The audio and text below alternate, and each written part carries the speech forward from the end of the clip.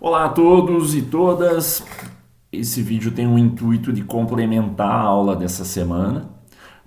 Para uma das turmas, eu fiz uns comentários sobre função de estado e função caminho. Eu vou iniciar esse vídeo com esse conteúdo porque em uma das turmas eu não falei isso. E assim, ambas vão estar no mesmo nível de conteúdo. Se você já viu essa parte, pode avançar aí alguns segundos e que aí eu vou comentar mais algumas coisas sobre trabalho e até o fim do vídeo eu acho que também faço, se não ficar muito longo, eu faço um exercício. Então, uma das coisas que eu comentei com a turma que é mais à noite e não com a turma que começa à tarde é sobre a distinção entre função de estado e função de caminho. Então, função de caminho. O que se refere esses dois termos? Função de estado, galera, no livro, nas minhas apresentações, nos slides, na aula, no quadro, função de estado são propriedades que vão estar caracterizadas por letras maiúsculas. A gente já viu uma delas, né, que é a energia livre, que em alguns lugares está um E, ou também, né, ou a letra U, tá bom? Então, se está em letra maiúscula, essa propriedade é uma função de estado, tá? A energia livre. Logo na próxima aula, na aula da semana que vem, eu vou falar sobre a entalpia. Tá? Entalpia, a letra é o H. Lembram lá do ensino médio? A variação da entalpia. Tá bom? Então, pode ver delta H, o delta é maiúsculo e o H maiúsculo. A entalpia também é uma função de estado. Em breve teremos a entropia, um S maiúsculo, lá para o fim do bimestre, a energia livre de Gibbs. Todas essas letras maiúsculas se referem a uma função de estado. A função de estado, galera, ela descreve o meu sistema, tá? E a função de estado, ela é uma função que representa o meu estado e que não depende de como que o caminho ou de como que o meu sistema chegou até o estado. Confuso, né? Vai ficar melhor agora. Imagine que você tem um mol de gás ideal. Tá? Um mol de qualquer gás ideal aí. E ele se encontra a uma determinada pressão. Eu vou colocar aqui P1. Obviamente vai ter um volume e vai ter uma temperatura. Note que também essas letras também são maiúsculas, né? Então você já está sacando por quê. Tá. E aí eu pego e aqueço isso, levo ele até um outro conjunto de variáveis, né? E aqui vou colocar um P2, V2, T2. E em um belo momento eu pego esse sistema e aumento ou diminuo a pressão, ou aumento e diminuo a temperatura, ou aumento e diminuo o volume, e vou lá para um P3, V3, T3, ou seja, em todos os momentos eu tenho pressão, volume e temperatura diferente para esse mesmo conjunto de átomos, né, do gás ideal. Mas imagina que aí eu cansei de ficar brincando com o sistema e volto para pressão 1, volume 1 e T1. Faltou aqui um. Se eu fosse olhar para as moléculas ou átomos que constituem esse gás ideal, depois de ter feito todo esse ciclo, elas estariam ocupando o mesmo volume, com uma certa frequência de colisão com as paredes do recipiente que o contém a uma temperatura térmica. Independente de eu ter feito o que for com esse sistema, se eu novamente estiver com ele a essa pressão 1, a esse volume 1 e a essa temperatura 1, não importa o que eu faça, esse conjunto de variáveis a um conjunto determinado de variáveis vai sempre representar o mesmo estado. Isso quer dizer que eu poderia ter um outro ciclo e fazer o que eu quiser com as moléculas, ir para mais um outro estado tal, aqui um outro estado, voltar para um estado intermediário, fazendo todo um sistema distinto do que eu fiz ali, mas se eu retornar ao mesma pressão, ao mesmo volume, à mesma temperatura inicial, o estado é o mesmo. Então, se eu quiser comparar esse conjunto de moléculas, esse conjunto de gás ideal, né, conjunto de átomos, entre dois estados distintos, como é o caso se eu quisesse comparar o que você tem aqui no balão preto com no balão vermelho, indifere de como eu cheguei nesse estado. Esse conjunto de variáveis serve para expressar esse estado, esse conjunto de variáveis serve para expressar esse estado. Não vai acontecer nada de diferente, não existe outra alternativa. O que importa é a variação do estado final com o estado inicial. Por isso, senhoritas e senhores, a variação, se você pegar lá pela física, né, pela química também a gente sempre vê isso, a variação da energia interna, na última aula eu fiquei falando, era a energia interna no estado final menos a energia interna no estado inicial. A variação da entalpia vai ser a entalpia no estado final menos a entalpia no estado inicial. Indifere do caminho que ele seguiu. Se eu tenho saí aqui de P1, V1, T1 e fui para P2, V2, T2, não importa se eu resfriei antes ou se eu aqueci, mas se eu cheguei naquele ponto final, a forma com que eu consigo diferenciar essas coisas é somente pela diferença dessas propriedades. Tá bom? Isso é uma função de estado. Essa informação vai lá para o glossário de termos de vocês. Tá? Toda função de estado eu consigo expressar com um delta, tá bom? Delta U, delta H, delta S, delta G. Tá bom?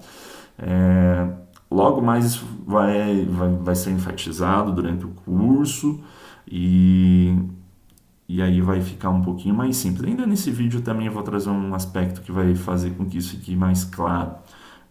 A situação do caminho. Porque notem que nessas duas situações aqui que eu fiquei brincando com o meu sistema saindo daqui ou fazendo todo esse caminho da direita ou todo o caminho da esquerda, que eu nem expressei a pressão, volume e temperatura, porque não me interessava muito, ao chegar ao ponto inicial, o sistema está como se nada tivesse acontecido, está igual ali, tá? Então, só depende do estado onde ele se encontra, ou se eu tiver dois estados diferentes dessa diferença dessas propriedades. Agora, tem, então, função de estado. Qual que era a outra função? A função, deixa eu pegar uma folha nova aqui, né, para facilitar, vamos descartar isso daqui embora. Se eu tenho uma função caminho, então a função caminho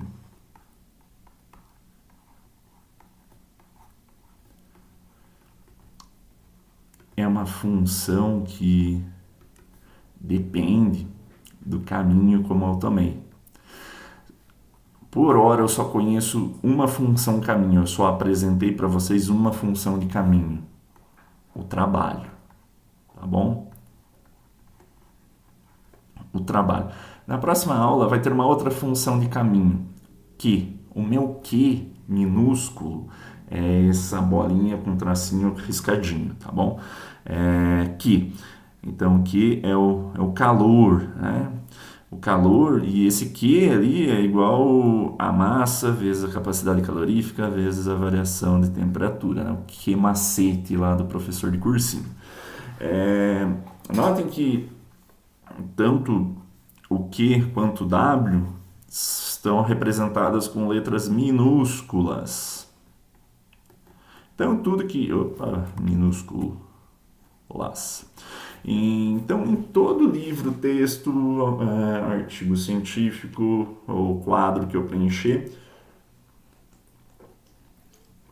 do qual você olhar uma letra minúscula representando uma propriedade do Estado, saiba que é função de caminho. Então você já conseguiu identificar um erro nos meus slides, né? Pegando aqui os slides sobre a primeira lei da termodinâmica, que eu coloquei lá no Google Class para vocês, notem que aqui, né, onde que está esse trabalho aqui, ó, tá um W meio maiúsculo, tá? Deveria ser o pequenininho, tá bom? Então isso daqui tá errado, mas o trabalho, seja ele trabalho mecânico, elétrico, pode ver, ó. Aqui eu peguei isso aqui do livro mesmo, ó, é um W menorzinho. Então, o trabalho ele é expresso com letra minúscula e o resto tá tudo certinho. E o calor também. Então, sempre letras minúsculas representam função de caminho. E aí, na última aula, alguns alunos, sapientemente, vieram me perguntar, mas a pressão interna e a pressão externa? Lembra? Porque eu apresentei uma forma de trabalho. Agora eu vou falar bastante sobre o trabalho, por causa que é a única função de caminho, tá? E aqui que eu vou continuar o conteúdo que complementa aí a aula dessa semana. Olha só, eu vou precisar também de uma outra folha aqui, vamos lá. A função caminho, trabalho, você já vai entender por que eu estou falando tanto função caminho.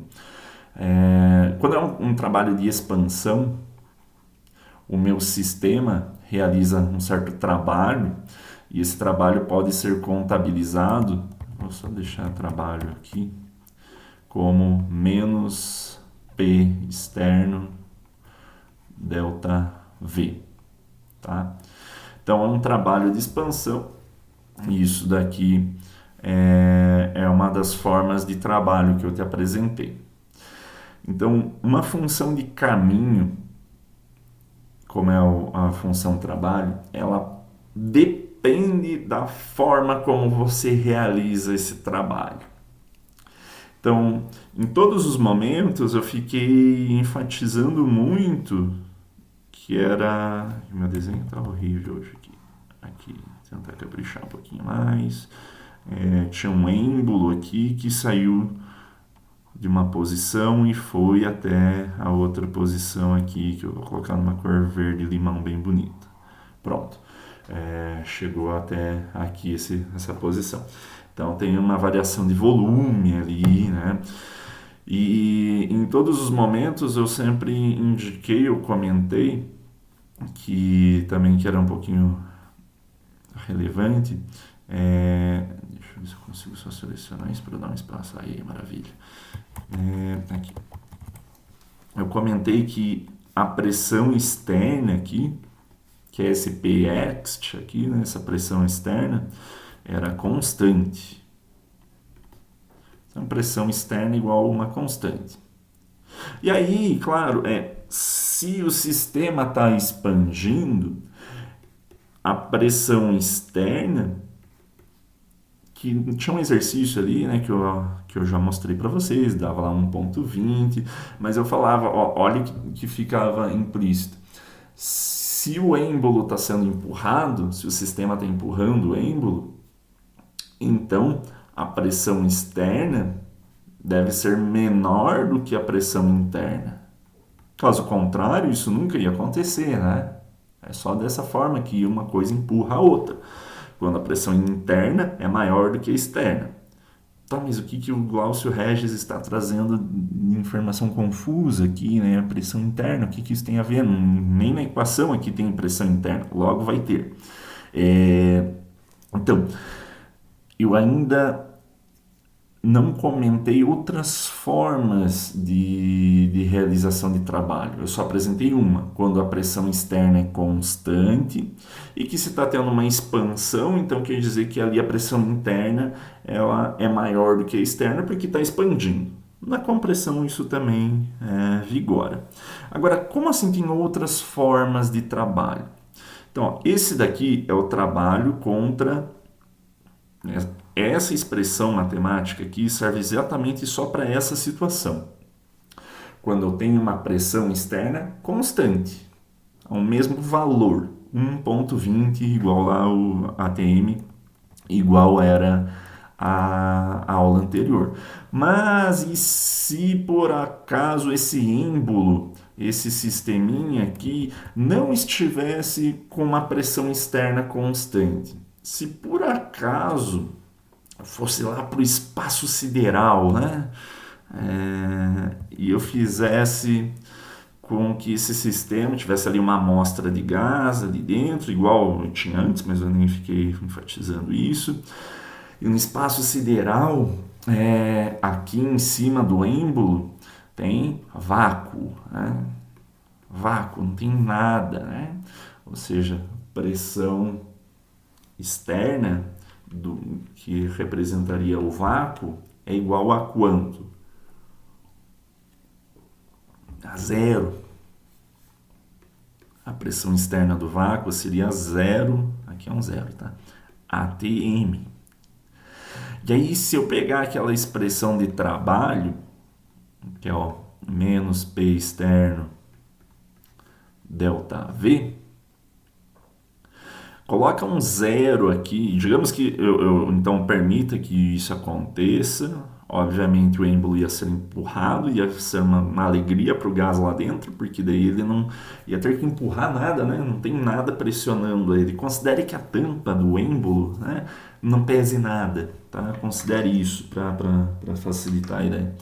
Você concorda que ele ia se expandir, né? Porque você não tem uma pressão externa ali em cima dele. Então essa expansão é uma expansão também conhecida em alguns livros, você vai ver como uma expansão livre, tá? Uma expansão livre. Ela é livre de qualquer pressão externa. Se eu for calcular o trabalho para esse sistema, imagina só que o ΔV aqui, a variação do volume foi a mesma, tá? Imagine que foi o mesmo ΔV, sei lá, mudou meio litro, né? Então, você poderia ter calculado o trabalho aqui em cima, que no caso do nosso exercício anterior lá era menos 1,20 atm vezes 0,5 litros, dava um valor lá, acho que menos 60,80, alguma coisa, né, já convertido para joule. Mas olha aqui como que seria essa expressão pela mesma variação de meio litro, só que contra uma pressão externa nula. É menos zero, né? Menos 0,0. Zero vezes alguma coisa é zero ainda. Olha só, e aí você não precisa nem converter de litro para atm para joule, né? Porque vai ser zero igual. Então, o que eu quis dizer nesse momento, com esse experimento? Que o trabalho, quando ele é realizado contra uma pressão constante, e lembre, eu não enfatizei muito bem isso, mas vou fazer agora, imagine a mesma amostra de gás, o mesmo gás, a mesma variação de volume, a mesma temperatura, tá? Todas as condições iguais. Você percebeu que em um exercício eu tinha o sistema realizando mais trabalho, então a energia interna caiu um pouquinho, porque ele realizou trabalho, né? Ele perdeu isso de energia dele mesmo. E na outra situação, na segunda situação, quando ele estava fazendo uma expansão livre, uma expansão contra o vácuo, que é a mesma coisa que ser contra nada, não tinha aquela pressão do ar ali em cima, e isso faz com que o gás se expanda sem realizar trabalho. É isso que você concluiu aqui. Ó, qual que foi o trabalho? Zero, não realizou nada de trabalho. A energia interna, então, lembram lá? ΔU não é igual a W? Então, quanto que foi W? Zero, portanto, se zero é igual a W, ΔU também é igual a zero. Ele não gastou energia nenhuma, foi facinho para ele. Por que facinho para ele? Para quem? Para o gás? foi facinho para ele realizar essa expansão porque ele não precisou empurrar ninguém, não precisou exercer nenhuma força contra algo, que é o que define justamente o trabalho mecanicamente. Então, eu tenho duas formas distintas de realizar trabalho e você concorda comigo que a variação do volume, olha aqui embaixo que eu estou apontando com o meu dedo, qual que é a variação do volume se eu for pegar lá aquele exercício anterior, meio litro, poxa, ele realizou o trabalho para ter uma mesma variação. O estado inicial e o estado final de ambos os processos são iguais, mas um deles realizou trabalho e o outro não. Então, note que conforme o caminho que eu sigo, eu posso ter um caminho que seja mais difícil, mais penoso, que é contra uma pressão externa, ou eu posso ter uma variação que seja por um outro caminho, sem que haja uma pressão externa. O trabalho é diferente. Né? O trabalho foi diferente, a realização de trabalho foi diferente. Por quê? Porque a álgebra, meus senhores e minhas senhoritas, 0 é diferente de 0,6 litro por negativo 0,6 litro por ATM, né? Porque esses números são diferentes, então o trabalho foi diferente. O trabalho depende da forma como eu levo o meu sistema de um estado para o outro. Tá? Por isso, trabalho é denominado uma função de caminho. Depende do caminho como eu tomo esse estado, essa variação. E notem que também uma questão de representação, né? O trabalho sempre é representado pela letra, ele indica o quanto foi feito de trabalho, né? E não como um delta. Então, sempre variações de funções de estado são representadas com um delta, conforme eu tinha apresentado antes, e mudanças de trabalho, e logo você vai ver também de calor, não tem um delta, e sim um valor absoluto, quanto de trabalho ele realizou. Não teve uma diferença de trabalho, porque antes você estava paradinho ali, estava quieto, estava tranquilo, eu que inventei de fazer ele realizar trabalho. Eu contabilizo de maneira absoluta quanto que foi esse trabalho. Para o calor também vai ser a mesma coisa, então números absolutos eu não tenho um delta, e sim só tenho o valor ali que representa a quantidade, né? A quantidade. Tá, então eu já peguei um extremo, que é quando o meu sistema está com uma pressão externa constante e está realizando uma expansão.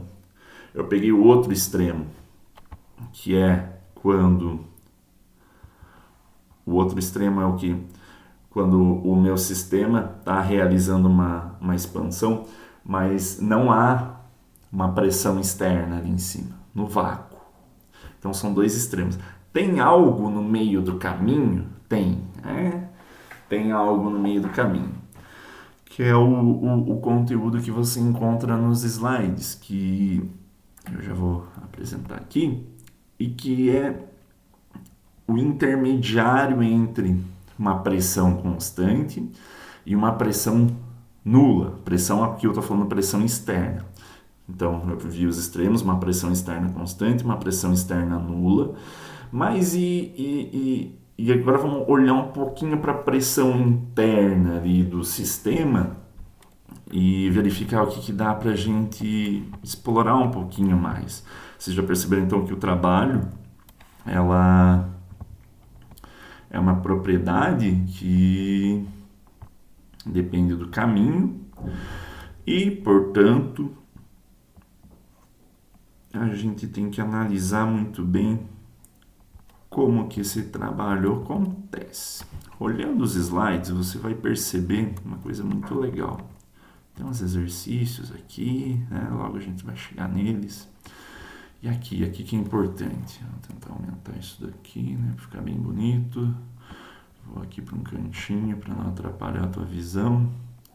No slide 16, olha que legal. Slide 16 tem uma dúvida que estava surgindo de vocês, que era, e quando a pressão interna,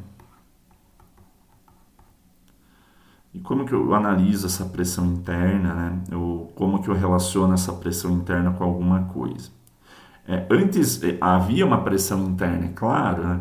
Só que eu não estava me preocupando muito com ela. Não estava me preocupando porque, conforme eu tinha falado, se o sistema está expandindo, a pressão interna tem que ser maior do que a externa. Acabou. Tá? A não ser que seja quando é uma pressão externa constante. Claro, se for contra uma pressão externa nula, também a pressão interna vai ser maior do que a pressão externa, porque a pressão interna vai ser algum valor, 1 atm, meio atm, 0,1 atm, e a pressão externa o que é no vácuo? É zero. Também vai ser a pressão interna, se ele está expandindo contra o vácuo,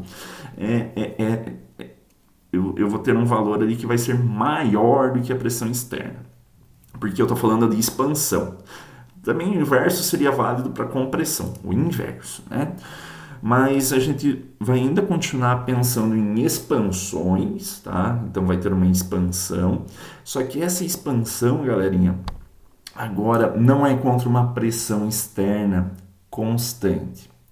Vamos imaginar que aqui em cima desse êmbolo, tá? Aqui em cima onde tem essa flechinha, deixa eu limpar um pouquinho para não confundir. Ao invés de ter essa flechinha, tivesse um peso aqui, tá? Um pezinho bem pequenininho aqui. Aliás, um conjunto de pezinhos, pesos, né? Muitos pesos. E o peso sobre essa área do êmbolo vai dar aquela força exercida pelo peso em relação à área, vai me dar a pressão. E eu posso somar isso com a pressão externa e tal, mas eu só quero pegar essa ideia de pezinhos pequenos, porque ela vai ser interessante. Então, isso daqui é a minha pressão externa. E imagina que a quantidade de pezinhos que tem ali fornece uma pressão externa que seja igual à pressão interna. Igual à pressão interna. Logo, se a pressão externa é igual à pressão interna, o sistema está em equilíbrio. Não vai nem haver uma expansão nem uma compressão. Então, eu vou imaginar que se esse é o gráfico que representa a pressão em relação ao volume, e eu tenho aqui uma certa pressão externa, vamos imaginar que esse é o ponto do gráfico onde eu tenho uma pressão externa. O volume, eu vou colocar aqui em rosa no eixo da ordenada, né, no eixo X, está ocupado aqui, em rosinha. Beleza? Então, em preto, a pressão externa e o volume em rosa.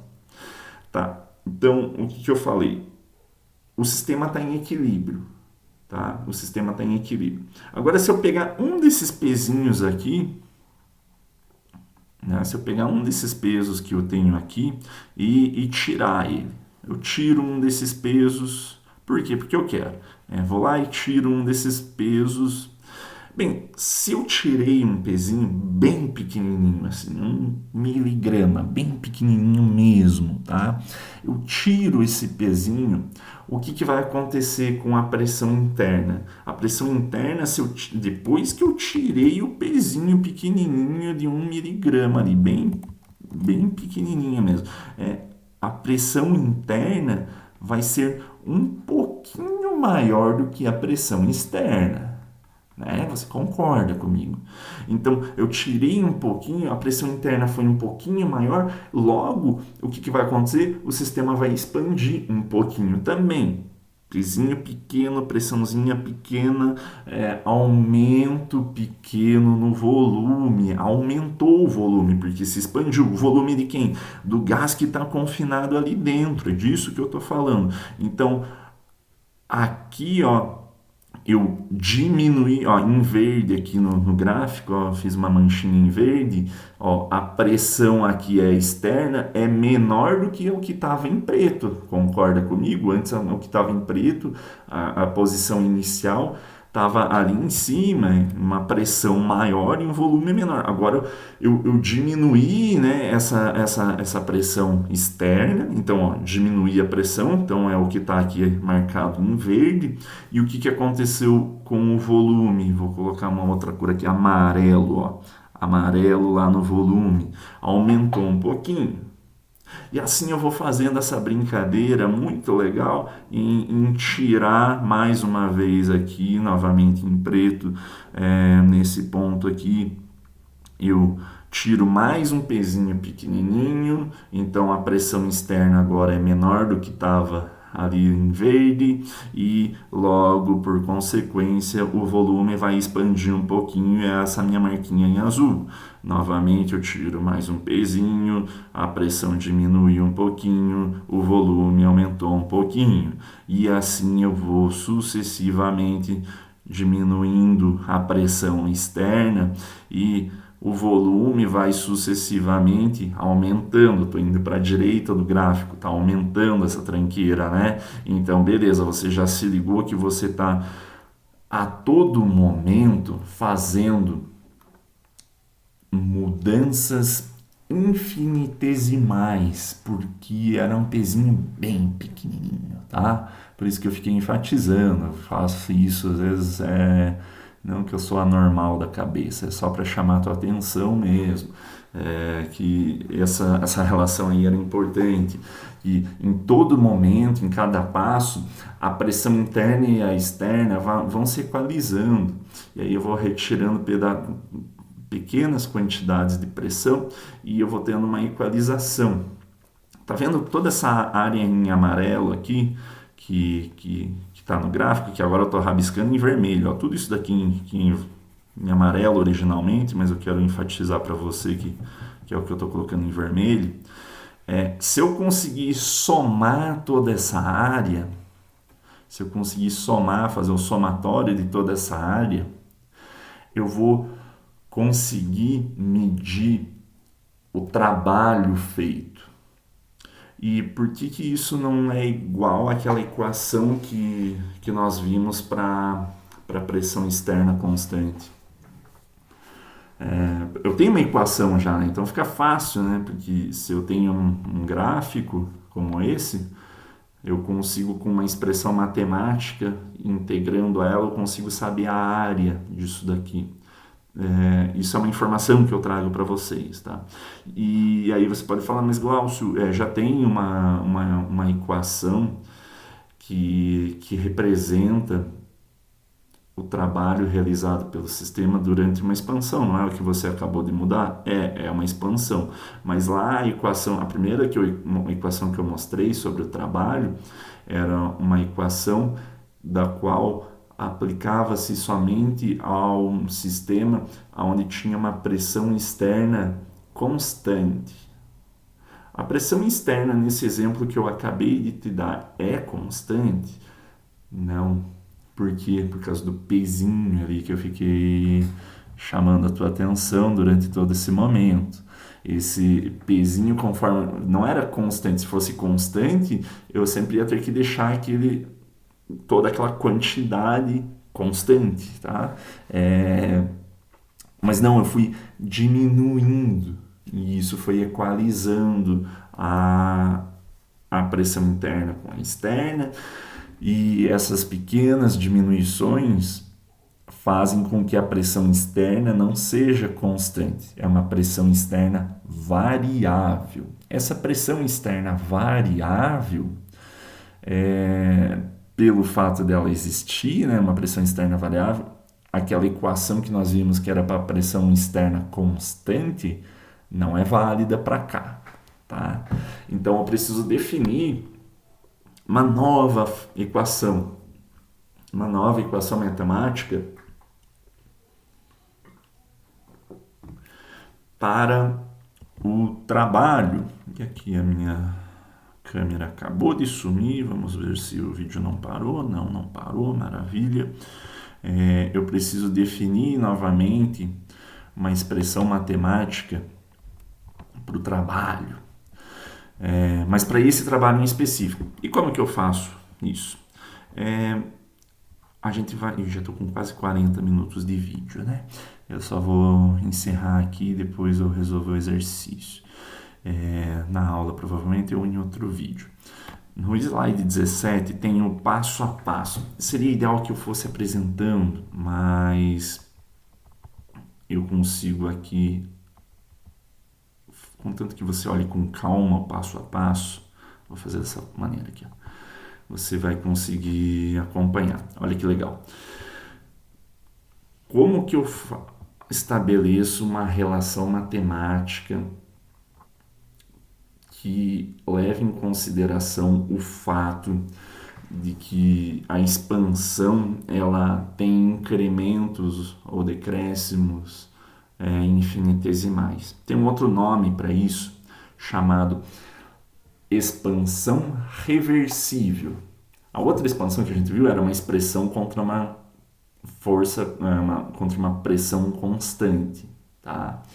Então, pressão constante de 1,20 atm lá do último exercício. Aqui, essa expansão, ela é reversível, por causa que ela é feita em pequenos passos, e ela é reversível porque, se eu for pensar da seguinte maneira, se eu retomar um daqueles pezinhos acima do êmbolo, a pressão externa vai se tornar ligeiramente maior do que a interna e o sistema vai se comprimir, né? Eu volto no gráfico, mas não, estou avançando porque eu só estou retirando. Mas entende que se eu colocar mais um pouquinho, aquele segmento que havia avançado vai ser retornado. Isso é reversível, tá? Isso é o que é reversível. Contra uma pressão externa, não, tá? Porque eu nem me preocupava muito com a pressão interna, mas eu sabia que ela era muito maior do que a externa. Então, por isso que eu nem precisava me preocupar. Mas aqui não. Como a premissa é que as duas pressões estavam equalizadas, no início eu só tirava um pouquinho, isso dá toda a diferença. Então, como que eu faço uma nova equação, né? Eu já tenho uma equação aqui, né? Ó, Guck viu 30 frames por segundo. Não olha isso, não. Olha o que está acima ali, ó. O dW igual menos P externo dV. Essa é a minha equação 1, né? A equação 1 é a equação que eu acabei de falar que não é para usar, mas é que eu vou partir dela e vou conseguir fazer um ajuste para fazer com que essa pressão externa vá se alterando com o tempo. Então é bem engenhoso. Tá aparecendo um D aqui, né? Tá vendo aqui essa letra? D. Por que D, né? Nas expressões sempre você colocou, Glaucio Regis, W menos P externo de V, né? Aliás, e aí P externo, e era um delta V, né? Por que agora tem um D aqui embaixo, que antes não tinha, e não tem o delta e tem um D aqui? Será que eu fiz errado? Não. Isso daqui é a forma diferencial da equação, e o que eu apresentei para vocês anteriormente é a forma integrada da equação. Cálculo diferencial integral, né? Nós já conversamos sobre isso, então é mais fácil que você leve por absurdo que acredita no que eu estou falando do que eu ter que te explicar cálculo diferencial, porque são etapas puramente algébricas que servem justamente para você fazer alguns ajustes nesse caso, mas serve para muito mais coisa, mas para esse caso vai servir para ajustar a nossa equação e aí não convém eu ficar falando aqui, tá? Mas a gente já vai ver ali uma integral e tal, e vocês já vão lembrar. Então, só considera sendo essa equação aqui, mas que vem da definição de trabalho contra uma pressão externa constante que eu já apresentei. Tá. No meu sistema, lembra que a pressão externa era igual à pressão interna. Então, só para não ter dois subíndices aqui na equação 1, eu vou considerar só P, só pressão, né? Porque Da onde que eu tirei isso? Daqui, né? Olha só. A pressão externa é igual à pressão interna. Foi a premissa, né? E aí o que eu fazia? Só tirava os pezinhos. Mas a premissa é que a pressão externa é igual à pressão interna. Então agora eu tô jogando luz ali sobre o que é, qual que é a pressão interna. Eu sei que ela é igual à pressão externa. E ainda tá bem nebuloso, eu sei, mas olha que mágico isso, olha que mágico. O trabalho, ou simplesmente W, e aqui você pode colocar um dV, mas é que eu só quis manter uma coerência com o livro, é igual a menos P vezes dV, ou P vezes ΔV.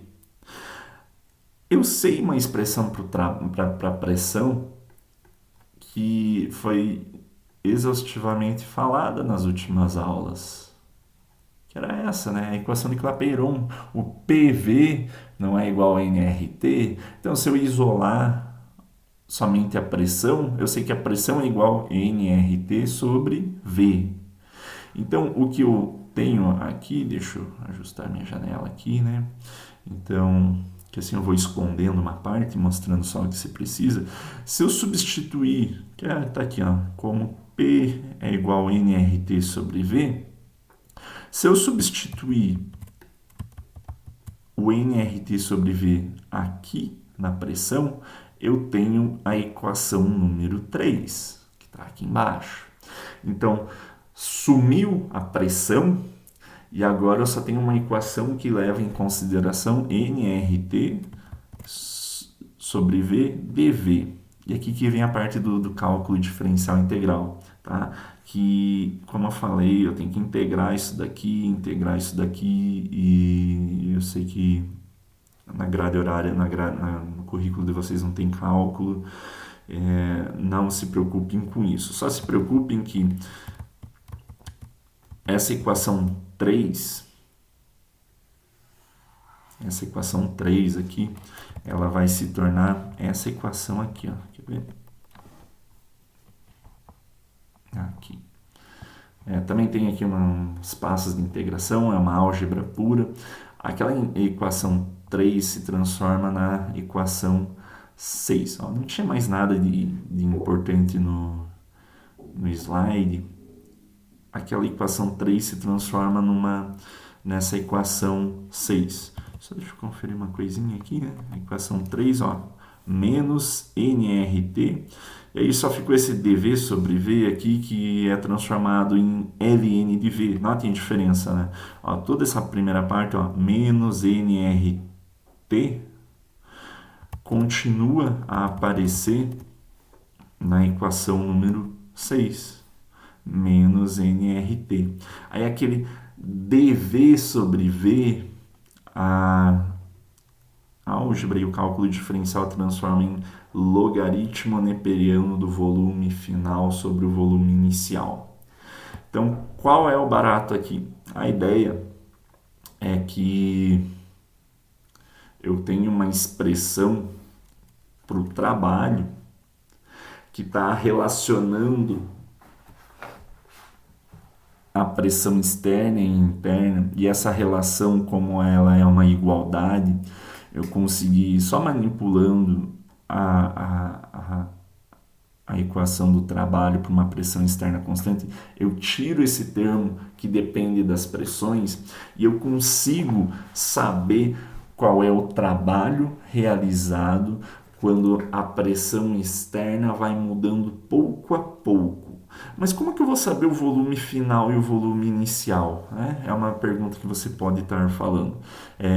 Note que quando a gente fez o exercício com uma pressão externa constante, você tinha essa informação, né? Só que eu já abstraí qual que era o volume inicial e o final. Mas quando você pega, por exemplo, um gráfico desse, meu Deus, vou dar uma limpada aqui para facilitar um pouquinho, senão também não tem como entender, né? Pronto, ufa, bem melhor. Se eu sei qual era o volume inicial, aqui em vermelho, ó, tá vendo aqui, ó, aqui, ó. aqui, né? E eu, sem querer, fiz um risco aqui, né? Apaga isso daqui. Então, ó, olha para o meu dedo aqui, né? O volume inicial, a pressão inicial, e eu também consigo relacionar isso com... e consigo ver o tamanho dessa expansão. Haja vista que eu fui tirando aqueles pezinhos, mas chegou um momento que eu falei, chega de tirar pezinho, tá? Que é esse último ponto aqui, né? Ou seja, esse daqui em verde, né? Olha ali na ordenada, o ponto em verde é o meu volume final. Aqui também volume inicial, volume final. Em alguns livros está V1, V2. V2 é sempre para final, tá? Mas eu coloquei de VF. Então, eu sei qual que foi a dimensão da expansão, sabendo a magnitude da variação do volume. Perfeito? Então, agora que vem a pergunta de $1 milhão. Lembra lá que eu falei da pressão externa constante, era um extremo, da pressão externa quando ela for nula, uma expansão livre, eu tinha um outro extremo de trabalho, né? E aí eu tinha também ali algo no meio, formas alternativas de eu conseguir isso. Então essa outra forma alternativa é quando a pressão externa se equalizava com a interna. Então, obviamente, eu vou ter também um trabalho que é diferente, né? Porque trabalho é uma função de caminho, depende do caminho que eu tomo para fazer essa expansão. Eu fiz por uma forma alternativa, por um caminho alternativo aqui. Antes eu fiz com uma pressão externa constante, agora eu fiz com uma pressão externa variável, em outro momento eu também fiz com uma pressão externa nula. 3 caminhos diferentes. Se eu tenho uma propriedade físico-química que é função de caminho, esses 3 valores que W pode assumir são distintos, tanto até que eu tenho 3 equações diferentes, né? Então, usando essa equação 6 aqui, você consegue tranquilamente fazer esse exercício. Olha que legal, um exercício, né, para você conseguir chegar a essa constatação. E aí a gente encerra esse vídeo, que já está um pouco longo, mas é que o tempo passa tão ligeiro quando a gente se diverte, né? Ó, exercício e fixação, ó, slide 20. Então, uma amostra de 0,1 mol de argônio, um gás nobre, 0,1 mol, ocupa um volume de 1 litro dentro de um pistão a 25 graus Celsius. E aí é realizado 2 experimentos. Experimento 1, primeiro item. O gás ele se expande até o dobro do volume inicial, tá? Então, foi até 2 litros, né? Contra uma pressão externa constante. Né? Se ligou, né? Então, esse é um dos caminhos que esse gás se expandiu. O outro caminho é esse daqui, ó. O gás se expande reversivelmente. Falar aqui no ouvidinho que aí ajuda a entender. E aí tem esse isotermicamente aqui, logo mais eu vou falar mais sobre isso, mas só está falando, ó, isotermicamente a uma mesma temperatura. Não comentei muito sobre a temperatura, mas aquilo que todo esse vídeo aqui considere que aquele sistema estava isotérmico, tá? A uma mesma temperatura. Isso logo mais vai ter um pouquinho de influência. Mas então, ó, o gás se expandiu reversivelmente para o mesmo volume final, o volume ali do item anterior, né? O dobro do volume inicial. Então, ó, a variação do volume foi o mesmo nos 2 processos. Mas aí vem a pergunta do terceiro item aqui, ó. Qual desses 2 processos que eu acabei de falar realiza mais trabalho? Como que você faz isso? Usa a equação para o trabalho, a pressão constante, e usa a outra equação que mostra o trabalho contra uma pressão externa variável, contra um processo reversível. Aí calcula o W ali e você vai perceber que, bem, faz aí e na próxima aula a gente discute. Beleza? Então, bons estudos, façam pelo menos esse exercício e aí segunda-feira a gente discute mais, ok? Um grande abraço e até mais.